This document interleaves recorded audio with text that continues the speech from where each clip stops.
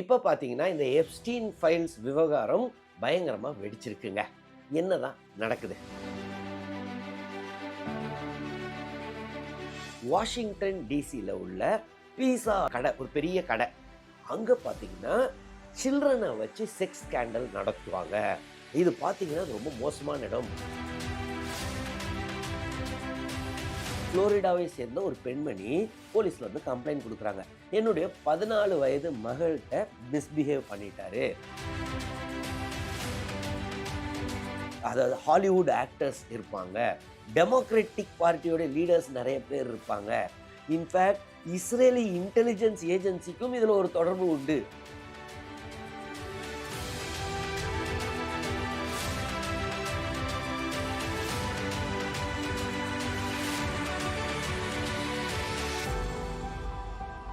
வணக்கம், இஸ்ரேல் ஜமசிங். இந்த வீடியோவுடைய content 18 years and above அவங்க தான் பார்க்க முடியும். ஸோ ஒருவேளை உங்கள் வயசு 18க்கு கீழே இருந்துச்சுன்னா தயவுசெய்து உடனடியாக ஆஃப் பண்ணிடுங்க. சரி, இப்போ பார்த்தீங்கன்னா, ட்ரம்ப் வந்துட்டு, டொனால்ட் ட்ரம்ப் வந்துட்டு இந்த கான்ட்ரவர்சிஸ்க்கே பேர் போனவர். அந்த கான்ட்ரவர்சிஸில் தான் வளர்ந்தவர் அப்படின்னு சொல்லலாம். ஒரு காலத்தில் ரிப்பப்ளிக்கன் பார்ட்டியில் நிறைய கண்டெண்டர்ஸ் இருந்தாங்க. ஆனால் இவர் எப்படி மேலே வராருன்னு பார்த்தீங்கன்னா, கொஞ்சம் கொஞ்சமாக இந்த கான்ட்ரவர்சிஸ் தியரிஸ் மூலமாக தான் மேலே வந்தார். ஒரு கட்டத்திலலாம் ஒபாமா, பேரக் ஒபாமா இருக்கார்ல, அவர் வந்துட்டு அமெரிக்காலே பிறக்கல. ஏன்னா அமெரிக்காவில் பிறந்தவங்க மட்டும்தான் பிரசிடெண்ட்டாக நிற்க முடியாங்க. ஸோ அவர் பிறக்கவே இல்லை. இந்த மாதிரி கான்ஸ்பிரசி தியரிஸ் எல்லாம் அவர் வளர்த்தவர். அவருடைய எக்ஸ் வலைத்தளத்தில் ஒரு காலத்தில் அதெல்லாம் யாராவது ஒரு கான்ஸ்பிரசி தியரி போட்டால் அதை ஆம்ப்ளிஃபை பண்ணுவார். ஸோ இதற்கு பெயர் போன டொனால்ட் ட்ரம்ப்பு இப்போ என்னென்னா, அவரே ஒரு கான்ஸ்பிரசி தியரினால் அடி வாங்க போகிறாரோ, அவர் பேர் கெட்டு போகுது அப்படின்னு சொல்கிறாங்க. போன மாதம் பார்த்தீங்கன்னா, இவருக்கும் எலான் மஸ்க்குக்கும் ரொம்ப பெரிய பிரச்சனை ஆரம்பிச்சுது.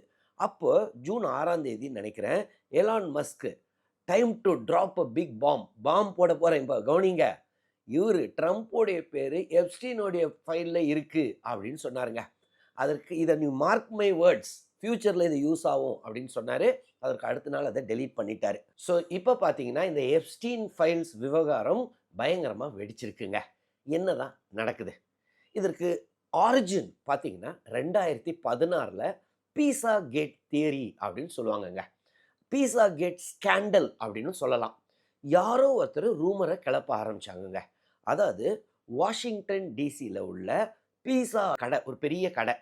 அங்கே பார்த்தீங்கன்னா, சில்ட்ரனை வச்சு செக்ஸ் ஸ்கேண்டல் நடத்துவாங்க. இது பார்த்தீங்கன்னா, அது ரொம்ப மோசமான இடம். பில் கிளின்டன் இருந்தார்ல, அவர்லாம் கூட இதில் இன்வால்வ்டு. நிறைய டெமோக்ராட்டிக் லீடர்ஸ்லாம் இன்வால்வ்டு. ஹாலிவுட் ஆக்டர்ஸ்லாம் இன்வால்வ்டு, பிஸ்னஸ் டைக்கூன்ஸ்லாம் இன்வால்வ்டு அப்படின்னு இந்த மாதிரி தான் ஆரம்பிச்சது இந்த பீஸா கேட் தியரிங்க. 2017 இதற்கு அடுத்த டெவலப்மெண்ட்டாக குவானான் தியரி அப்படின்னு சொன்னாங்க. கியூ அப்படின்னு போட்டு யாரோ ஒருத்தர் எழுதுவாங்க. அது ஒருத்தராக இருக்கலாம், நிறைய பேர் இருக்கலாம். எல்லாமே கான்ஸ்பிரசி தியரிஸ். இந்த தியரிஸோடைய அடித்தளம் என்னென்னா, இது எல்லாமே right wing, extreme right wing. அவங்களுடைய இது என்னென்னா, காலங்காலமாக இருக்கிற நம்மளுடைய ரிலீஜியஸ் பிலீஃப் எல்லாம் அடிக்கிற மாதிரி ரொம்ப காலமாக சாத்தானை வழிபடுற ஒரு குரூப் இருக்கிறாங்க.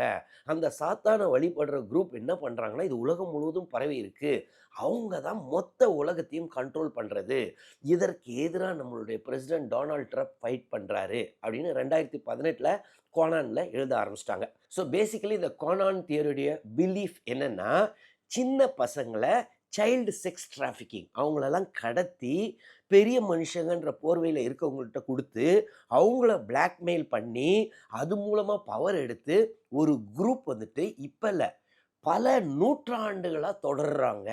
இவங்கெல்லாம் சாத்தானே வழிபடுவார்கள். இதுதான் இந்த கோனான் தியரியுடைய பிலீஃப்.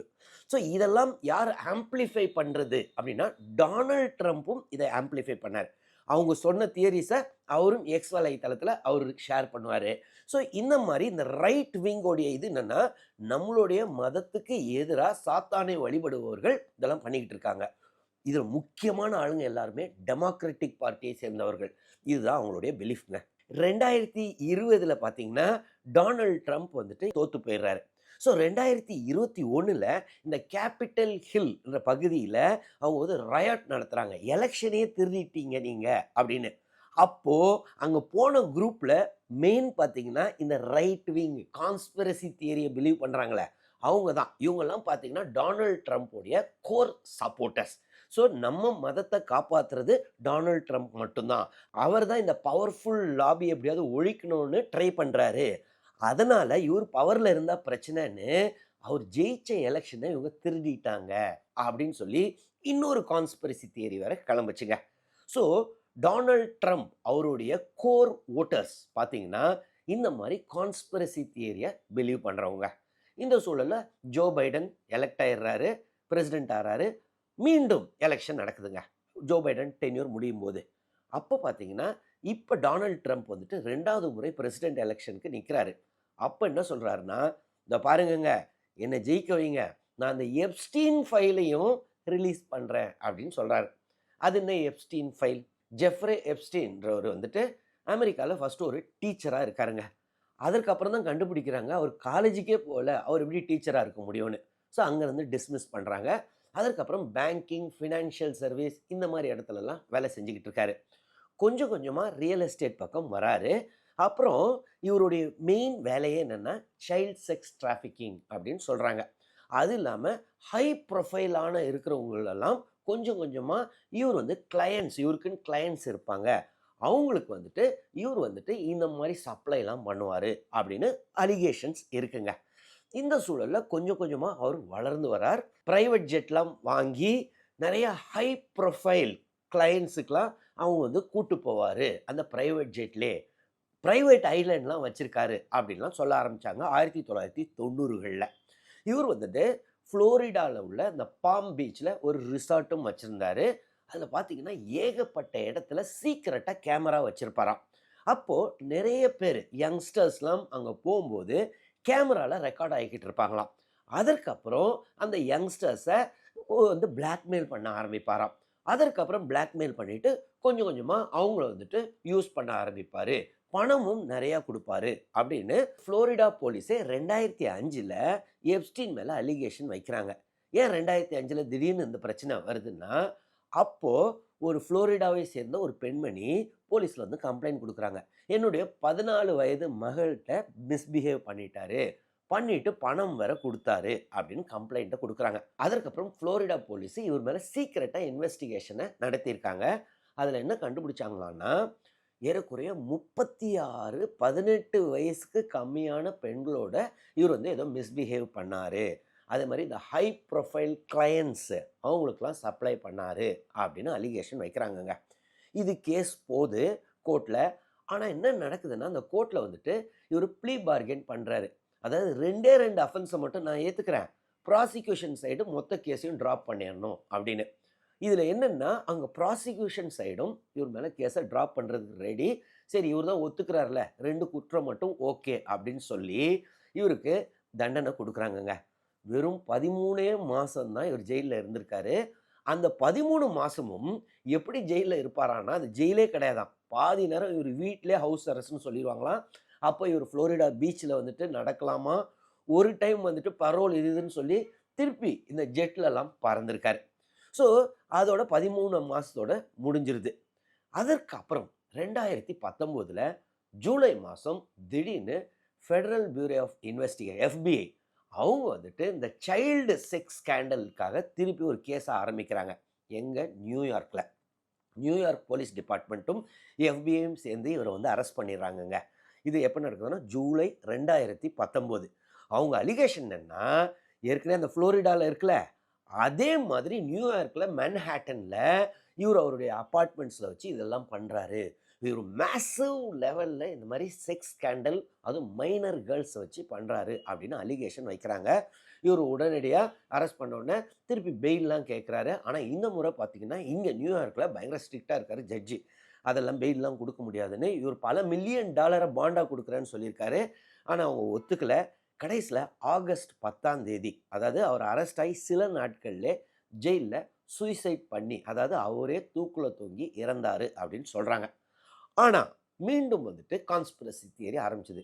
உண்மையாகவே அவர் தூக்கிலே தொங்கலை, யாரோ ஒருத்தர் அவரை சாவடிச்சாங்க. ஏன்னா உடனடியாக FBIயும் அந்த CCTV கேமரா ஃபுட்டேஜை அவர் ஹேங் பண்ணிக்கிறார்ல, தூக்கில் போட்டுக்கிறார்ல, அதை ரிலீஸ் பண்ணாங்க. ஆனால் அதுலேயும் பார்த்தீங்கன்னா ஒரு 2 நிமிஷமோ என்னமோ அங்கே பார்த்தீங்கன்னா இந்த சிசிடிவி கண்டினியூஸாக இல்லை.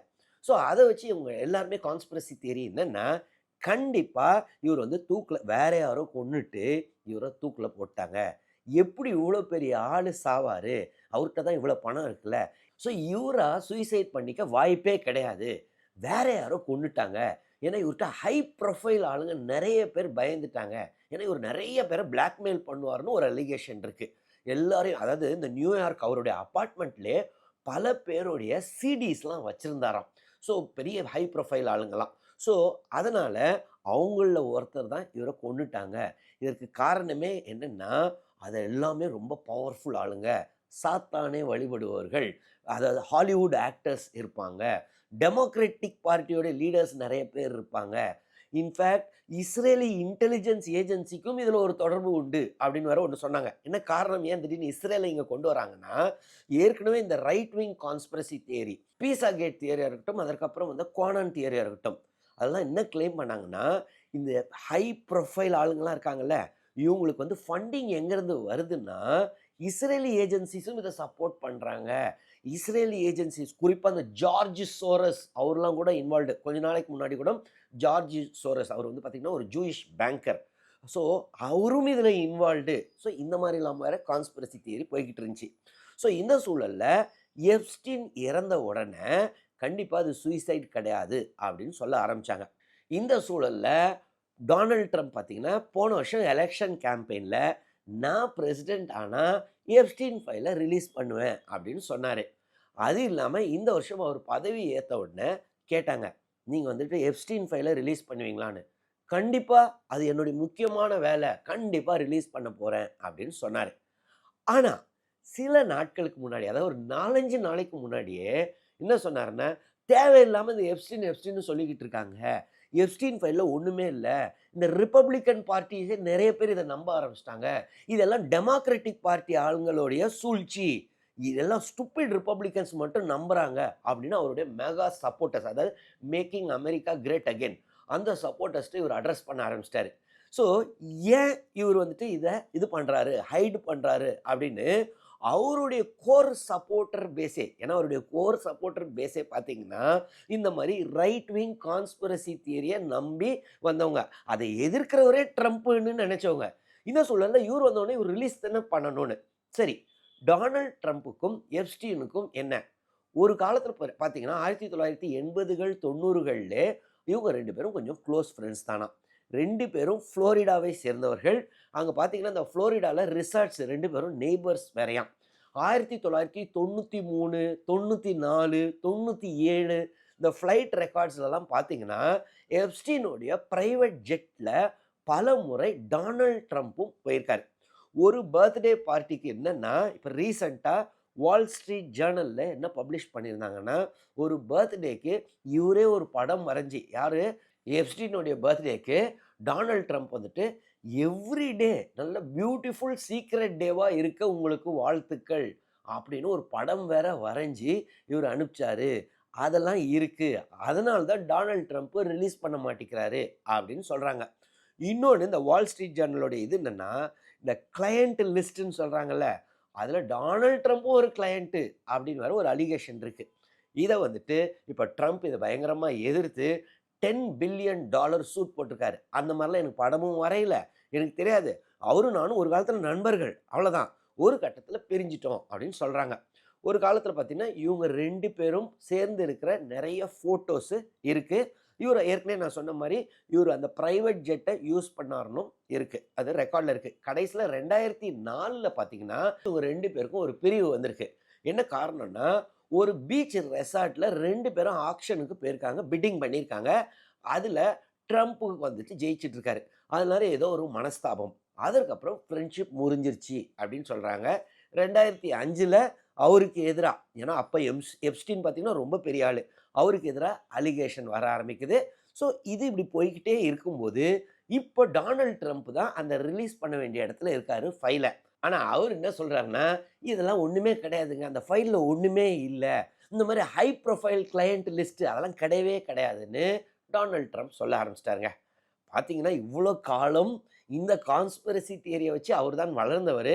கண்டிப்பாக ரிலீஸ் பண்ண போகிறேன்னு வேற சொன்னார். அவர் கடைசியில் அந்த மாதிரி ஒன்று இல்லைன்ட்டார். இது பார்த்தீங்கன்னா அட்டார்னி ஜெனரல் பேம் பாண்டி அவங்க தான் ரிலீஸ் பண்ண வேண்டியது, ஜஸ்டிஸ் டிபார்ட்மெண்ட். அவங்களும் சில காலத்துக்கு முன்னாடி அதே தான் சொன்னாங்க, நிறையா இருக்குது, ரிலீஸ் பண்ண போகிறேன், ஹை ப்ரொஃபைல் லிஸ்ட் இருக்குன்னு. அவங்களும் பார்த்தீங்கன்னா இப்போ அந்த மாதிரிலாம் ஒன்றும் இல்லைன்ட்டாங்க. காஷ் பட்டேல் எஃபிஐயோடைய டைரக்டரு, அவரும் இதே ரைட் விங் கான்ஸ்பிரசி தியரியை நம்புறவர், அவரே அதை ஆம்பிளிஃபை பண்ணவர். அவரும் இந்த மாதிரிலாம் இருக்குன்னாரு. கடைசியில் இப்போ எல்லாருமே இல்லைன்னொன்னே ட்ரம்ப்புடைய core voters, core support base அவங்களே எதிர்க்க ஆரம்பிச்சிட்டாங்க. இவருடைய பார்ட்டியில், ரிப்பப்ளிக்கன் பார்ட்டியில் சீனியர் மெம்பர்ஸ் ஒரு சிலரே கண்டிப்பாக இவர் ரிலீஸ் பண்ணி ஆகணும், அது எப்படி ரிலீஸ் பண்ண மாட்டேன்னு சொல்லுவார், இவர் எதையோ மறைக்கிறாரு அப்படின்னு சொல்ல ஆரம்பிச்சிட்டாங்க. ஸோ ஒரு கட்டத்துக்கு மேலே பயங்கர பப்ளிக்காக இவருக்கு ப்ரெஷர் வர ஆரம்பிச்சிருச்சு டொனால்ட் ட்ரம்ப்புக்கு. அதனால் நேற்றைய தினம் டொனால்ட் ட்ரம்ப் அனௌன்ஸ் பண்ணார், நாங்கள் அந்த ஃபைலை ரிலீஸ் பண்ண ரெடி, கோர்ட்டோடைய பர்மிஷனையும் கேட்குறோம் அப்படின்னு சொல்லியிருக்காரு. ஃபர்ஸ்ட் ஆஃப் ஆல் கம்ப்ளீட்டாக இந்த ஃபைலை ரிலீஸ் பண்ண போகிறாரா, அந்த மாதிரி டீட்டெயில்ஸ் இல்லை. சரி, இந்த ஃபைலுன்னு சொல்கிறாங்களே அது என்னதாங்க? இது பார்த்தீங்கன்னா பேசிக்கலாக இந்த எப்ஸ்டீனுக்கு எதிராக 2019 அந்த ஜூரி முன்னாடி, அந்த கோர்ட்டு முன்னாடி சீக்ரெட்டாக நிறையா விட்னஸஸ் சொன்னாங்க. அந்த ரெக்கார்டிங்ஸ்லாம் தான் அந்த ஃபைலில் இருக்குது. ஸோ அந்த விட்னஸ்லாம் என்னென்ன சொல்லியிருப்பாங்க, எந்தெந்த ஹை ப்ரொஃபைல் ஆளுங்க இருந்தாங்கன்னு சொல்லியிருப்பாங்க, எல்லா டீட்டெயில்ஸும் அந்த ஃபைலில் இருக்கான். ஸோ அந்த ஃபைல்ஸை தான் இப்போ ரிலீஸ் பண்ண சொல்லி ரிப்பப்ளிக்கன் பார்ட்டி மெம்பர்ஸே நிறைய பேர் ப்ரெஷரைஸ் பண்ண ஆரம்பிச்சிட்டாங்க. டெமோக்ராட்டிக் பார்ட்டிக்கு இது பெரிய அல்வாவாக இருக்குது. இவ்வளோ காலம் ரிப்பப்ளிக்கன் பார்ட்டி என்ன நினச்சாங்க, டெமோக்ராட்டிக் பார்ட்டி தான் ஆளுங்க அங்கே இருக்காங்க அந்த லிஸ்ட்லன்னு. இப்போ ட்ரம்ப் ரிலீஸ் பண்ணாதனால டெமோக்ராட்டிக் பார்ட்டி ஆளுங்களும் ரிலீஸ் பண்ணுங்க அப்படின்னு சொல்லி அவங்களுடைய யூஎஸ் காங்கிரஸ்லேயே ப்ரெஷரைஸ் பண்ண ஆரம்பிச்சிட்டாங்க. ஸோ இந்த சூழ்நிலை தான் டொனால்ட் ட்ரம்ப் ரிலீஸ் பண்ணலாம் அப்படின்னு சொல்லியிருக்காரு. ஆனால் எந்த அளவுக்கு ரிலீஸ் பண்ண போகிறாங்கன்னு தெரியல. இது எந்த அளவுக்கு பிரச்சனைக்கு போகுது, யாரெல்லாம் அங்கே பெருந்தலைகள் இருக்கிறாங்க அப்படின்னும் தெரியல. ஸோ இது அடுத்த கட்டம். ஏற்கனவே பார்த்தீங்கன்னா இலான் மஸ்க்கு இப்போ அவருடைய எக்ஸ் வலைத்தளத்தில் ட்வீட்டு மேலே ட்வீட்டாக போட்டு ட்ரம்ப்பை கிண்டல் பண்ணிக்கிட்டு இருக்காரு. என்னங்க அப்படி ப்ராமிஸ் பண்ணீங்க, இப்படி ப்ராமிஸ் பண்ணீங்க, இப்போ ரிலீஸ் பண்ண மாட்டேங்கிறீங்களே அப்படின்னு சொல்ல ஆரம்பிச்சிட்டாரு. ஸோ இப்போ டொனால்ட் ட்ரம்ப்புக்கு இது கண்டிப்பாக வந்து ஒரு பொலிட்டிக்கல் அர்த்குவேக்காக கூட ஆகவும் வாய்ப்பு இருக்குன்னு தான் தோணுது. உங்களுக்கு என்ன தோணுது இந்த எப்ஸ்டீன் ஃபைலை பற்றி? அதை பற்றி நீங்கள் கமெண்ட்ஸில் எழுதுங்க, நானும் பார்த்து தெரிஞ்சுக்கிறேன். அது இல்லாமல் இந்த வீடியோவில் ஏதாவது டவுட்ஸ் இருந்துச்சுனாலும் கமெண்ட்ஸில் எழுதுங்க, நான் கிளாரிஃபை பண்ணுறேன். தொடர்ந்து இந்த சேனல் மூலமாக சந்திப்போம். நன்றி, வணக்கம்.